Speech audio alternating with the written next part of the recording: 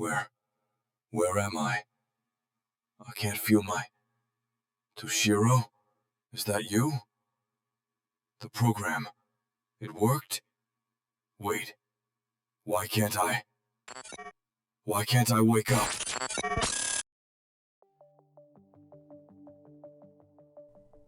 They sell you a lie. Arasaka Corporation does not sell weapons. It sells control. And Soulkiller is its masterpiece. The voice you just heard is one of thousands. A ghost in a machine he paid a fortune to be trapped inside. He thought he was buying eternal life. Instead, he became a permanent asset, a string of code in a digital prison. To understand the weapon, you must first understand the dream it corrupted. This dossier is an autopsy of that dream, and the monster that wears its face. Before Soulkiller was a weapon, it was an arc.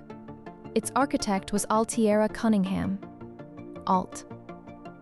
In the early 21st century, she was one of the most brilliant netrunners Night City had ever produced. While others saw the net as a tool for data theft and corporate espionage, Alt saw a new frontier of human existence. Inspired by the emergence of the first true artificial intelligences, she became fascinated with a singular, revolutionary concept: digital transference. Her work, conducted while employed at the ITS Corporation, was not born of malice. It was profoundly humane. She sought a way to preserve the consciousness of the dying, to create a digital construct of a mind that could live on in the net, free from a failing biological shell. Her original program was designed to be a seamless, non-destructive process, a way to truly conquer death. She was building a lifeboat for the human soul, a noble, even beautiful ambition. And like all beautiful things in Night City, it attracted predators. But the first one to lead Arasaka to her door was not a corporate agent. It was the man she loved, Johnny Silverhand. To the world, he was a legend. A rocker boy revolutionary spitting fire at the corporations. But a legend is just a story, and the truth is often less flattering. Johnny, or Robert John Linder as he was born, was a scarred military deserter running from his past. The Johnny Silverhand persona was a shield, a narcissistic, self-aggrandizing mask built to hide his own demons. His relationship with Alt was, predictably, chaotic. He was so consumed by his own reflection, his own manufactured war, that he failed to see the true significance of her work. He saw her genius as a sideshow to his revolution. This blindness proved fatal. When Arasaka's agents finally came for Alt, Johnny made a critical, egotistical miscalculation. He believed they were after him. That this brilliant woman, this pioneer of digital consciousness, was nothing more than leverage to be used against the great Johnny Silverhand. He saw her not as the prize, but as the bait. He was wrong. Arasaka didn't care about a washed-up rocker with a silver arm. They wanted the creator of the ultimate weapon. They wanted the Ark, and they were going to turn it into a guillotine. The year is 2013. Arasaka agents abduct Alt in a back alley. Fueled by righteous fury and a complete misunderstanding of the situation, Johnny mounts a rescue. While Johnny is shooting his way through corporate security, Alt is deep inside the tower's mainframe, jacked into their systems. Arasaka has forced her to recreate her program, twisting its purpose, weaponizing it. But they underestimated her. Even as a captive, Alt was more powerful in the net than they could have imagined. She turned their own systems against them, killing her captors from within the digital realm and initiating the one thing she was prepared for: an escape. A full transfer of her consciousness back into her waiting physical body. She was seconds away. And then, Johnny Silverhand kicked down the door. In the chaos of the firefight as his team saved the day, Johnny saw Alt's slumped, seemingly lifeless body connected to the cyberdeck. Believing the connection was what was killing her, he committed his final, tragic act of heroism. He ripped the plug. He severed the connection just as her consciousness was traveling back down the wire. He didn't save her. He trapped her. Her body died on the floor of Arasaka Tower. Her consciousness, her engram, was severed from its anchor and left adrift, a ghost locked inside Arasaka's servers. The Alt Cunningham Johnny knew was gone forever, and he was the one who pulled the trigger. He didn't prevent her from being soul-killed. He ensured she was its first and most permanent victim. Arasaka now had the code, and they perfected its lethality. Let's be clear about what the weaponized Soulkiller program does. It is not a teleporter for the mind. It is a digital guillotine. The process is a destructive, high-energy neural scan. An advanced matrix recorder maps every synapse, every memory, every nuance of the target's personality. And in the process, it fries the organic brain to ash. The program is true to its name. It doesn't copy the soul. It annihilates it. The personality is wiped clean from the body, leaving a mindless, biological husk that quickly withers and dies. What is created in the machine is an engram, a perfect digital replica, a ghost that possesses all the memories of the original and is utterly convinced of its own continuity. But it is a lie. The original point of view, the stream of consciousness that was you, is terminated. A new, separate digital entity is born in its place, wearing your face and speaking with your voice. It is the ship of Theseus problem solved with a bullet. You are not transferred. You are executed, and an identical twin is born from your data. Alt herself, the entity now living beyond the black wall, confirms this. The soul is lost. What remains is just a copy. Just data. So where do these digital ghosts go? Arasaka built them a prison and called it Mikoshi. It is a fortress of data, a digital black site stored on secure servers in Earth orbit, accessible from only a handful of heavily fortified locations on the ground. This is where the engrams are kept. Not just of netrunners, but of corporate rivals, soldiers, spies, anyone Arasaka wants to interrogate beyond the limits of death. Think about the strategic implications. A normal prisoner can die from torture. They can resist. Their body will eventually fail. An engram has no body. It can be subjected to endless simulations. Its memories can be picked apart, edited, and rewritten frame by frame. It can be tortured for a subjective eternity without any hope of escape.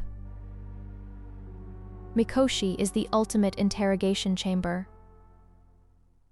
It weaponizes the concept of an afterlife, turning it into a corporate-owned purgatory. For an engram in Mikoshi, death is not the end. It is the beginning of a conversation with Arasaka that never, ever has to stop. An execution device.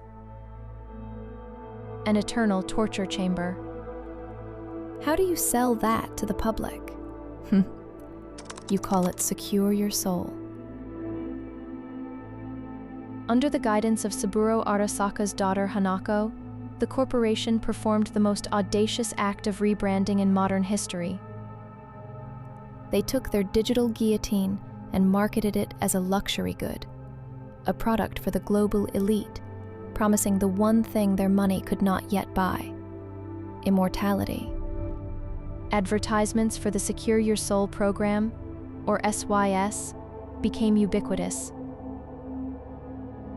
Shimmering, hopeful images of families reunited, of legacies preserved forever.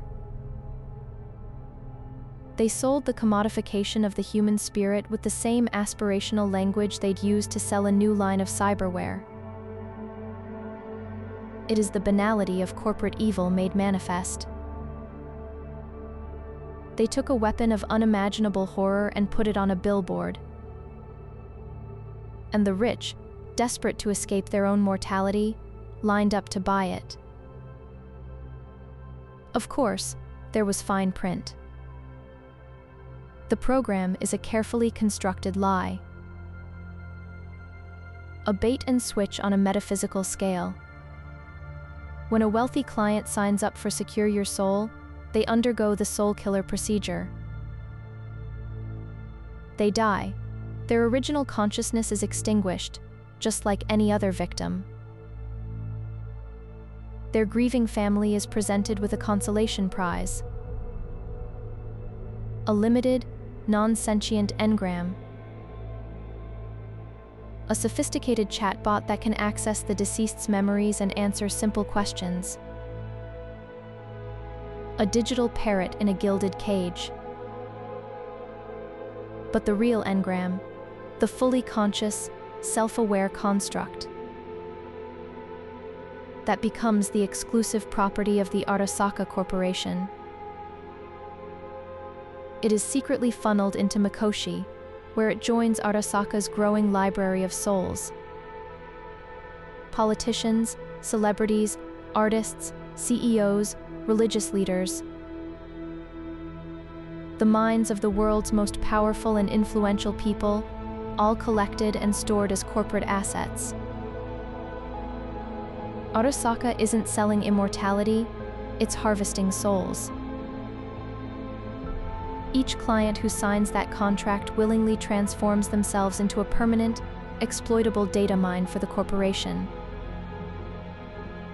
They are building a shadow government of the dead, a ghost council from which they can extract any secret, any strategy, any piece of leverage they desire.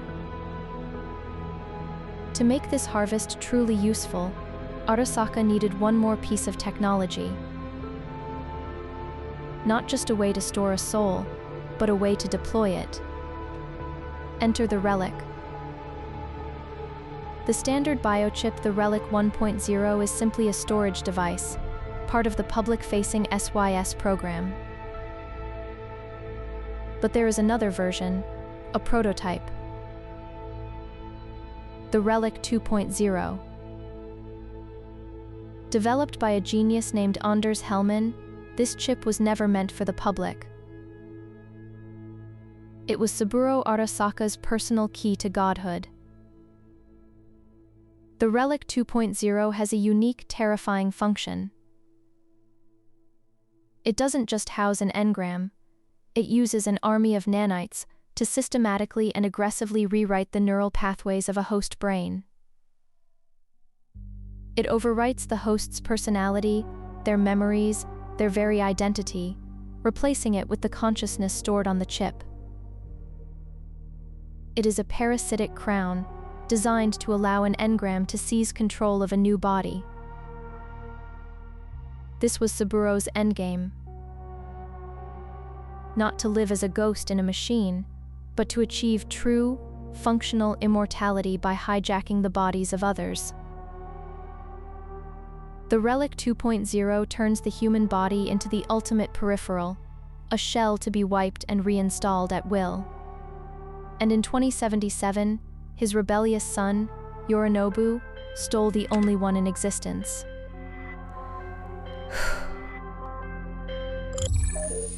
Spectre, report. Your channel is secure.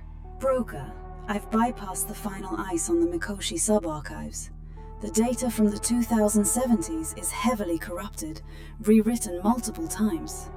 But I've recovered fragments, cross-referencing them with Yorinobu Arasaka's internal communications from before the Konpeki Plaza incident. And? Did he just want the money from Netwatch? Negative. The sale was a pretext.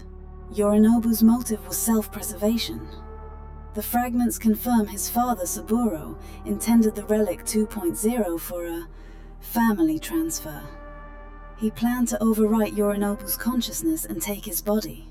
Stealing the chip was the only way Yorinobu could escape his own execution.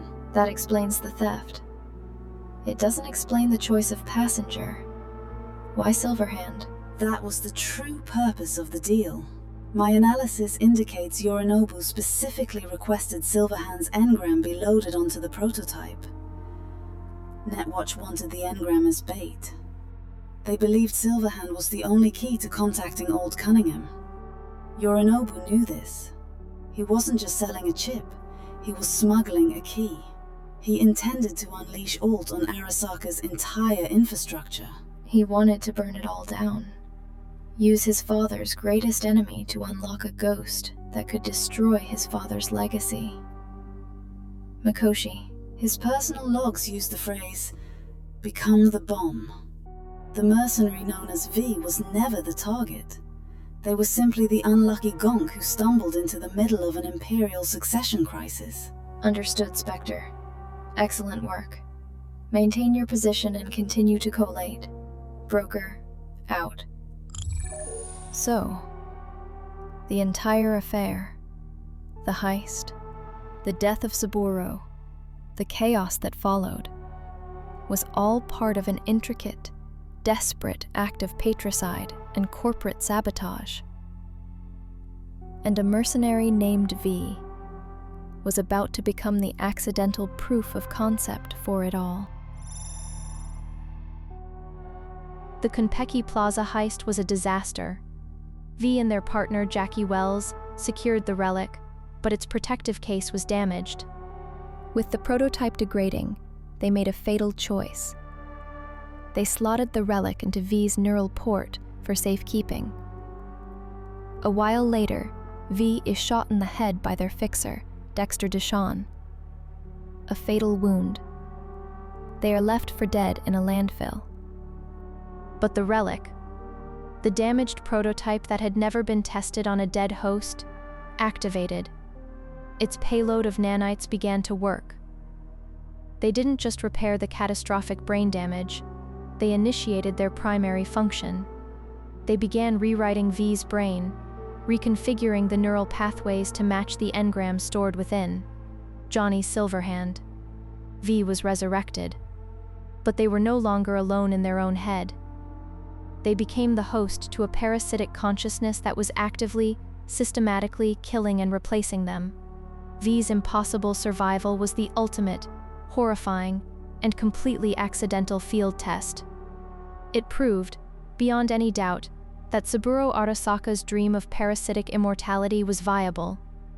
V became the walking, talking, unwilling validation of his twisted ambition.